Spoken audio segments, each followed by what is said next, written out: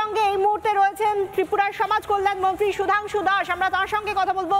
সুধাংশু বাবু, আপনাকে রিপাবলিক বাংলায় স্বাগত জানাই। যে ঘটনা ঘটেছে উনকোটিতে ত্রিপুরায়, সেটা গোটা ভারতের মানুষ দেখেছে। সেখানকার পরিস্থিতি নিয়ে আপনার বক্তব্য জানতে চাইবো। নমস্কার। প্রথমে একটা কারেকশন করে দিচ্ছি, আমি সোশ্যাল ওয়েলফেয়ার নয়, শিডিউল কাস্ট ওয়েলফেয়ার ডিপার্টমেন্টের মিনিস্টার। আচ্ছা, এসসি ওয়েলফেয়ার। হাওয়েভার, গতকালকে যে ঘটনা আপনি উল্লেখ করেছেন সেটা আমাদের নজরে এসেছে, আমরা সোশ্যাল মিডিয়ার মাধ্যমে জানতে পারি। পরবর্তী সময়ে আমি রিলায়েবল সোর্স থেকে খোঁজ নেই এবং আমাদের সেখানকার যিনি এসপি ম্যাডাম রয়েছেন, ডিএম এর সাথেও আমার কথা হয়েছে যে বিষয়টা কি হয়েছে। যেটা আমরা লক্ষ্য করছি অত্যন্ত প্যাথেটিক বিষয় ছিল, এটা আনএক্সপেক্টেড।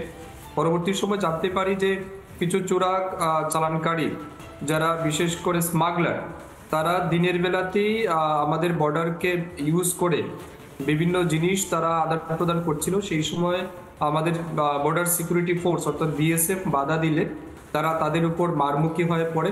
এক সময় বিএসএফকে পাত্তা না দিয়েই তারা তাদের মতো এবং তাদের যে বাংলাদেশের যে বিজিবি, তাদের সহযোগিতা নিয়ে তারা এই স্মাগলিং চালাচ্ছিল।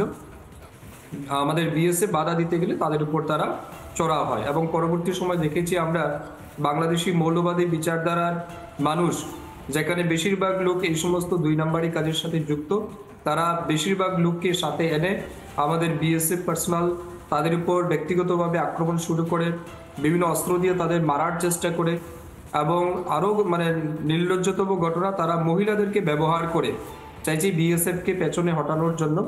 তো আমি ধন্যবাদ জানাবো আমাদের দেশের যারা বর্ডার সিকিউরিটি ফোর্স, তারা অত্যন্ত সক্রিয়ভাবে এটাকে মোকাবেলা করেছে এবং তারা এই চালান বন্ধ করতে তারা সচেষ্ট হয়েছে।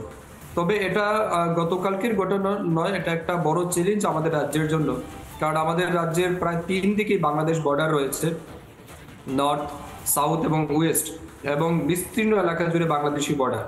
তো বেশিরভাগ জায়গা দিয়ে বাংলাদেশি যারা চোরাচালানকারী আছে, এবং শুধু বাংলাদেশি বললে ভুল হবে, আমাদের রাজ্যেরও কিছু এরকম মানসিকতা সম্পন্ন, মৌলবাদী মানসিকতা সম্পন্ন কিছু লোক আছে যারা এদের সাথে যুক্ত, এবং তারা প্রতিনিয়ত আমাদের রাজ্যে শান্তি শৃঙ্খলা কিভাবে নষ্ট করা যায়, বিনষ্ট করা যায় এবং এখানে ইলিগাল অ্যাক্টিভিটিস কিভাবে বাড়ানো যায় তার জন্য তারা চেষ্টা চালিয়ে যাচ্ছে।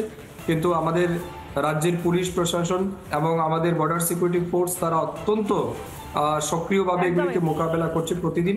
এটা আমাদের কাছে একটা বড় চ্যালেঞ্জ।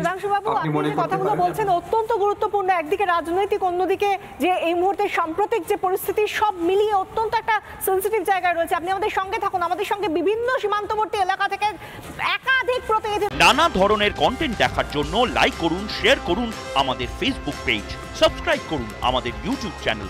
পাশাপাশি অন্যান্য ব্রেকিং নিউজের জন্য অবশ্যই চোখ রাখুন রিপাবলিক বাংলায়।